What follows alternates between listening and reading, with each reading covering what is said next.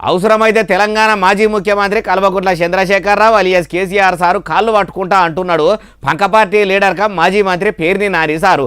ఆంధ్రప్రదేశ్ మాజీ మంత్రి తెలంగాణ మాజీ ముఖ్యమంత్రి కాళ్ళు పట్టుకోవాల్సిన కర్మ ఏం పట్టింది, ఎందుకట్లా అనడే బాలన్న అంటే ఆయన మాటలనే ఇనుండ్రి. అయ్యా పేర్ని నాని గారు పేరుతోని సహా చెప్పుండ్రి. TPO TPS assistant commissioner Gopalarao, నువ్వు బందరు వదిలి వెళ్ళిపోతావేమో.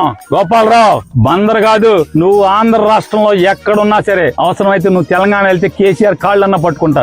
నీ ఇంటి సంగతి చూస్తా గోపాలరావు.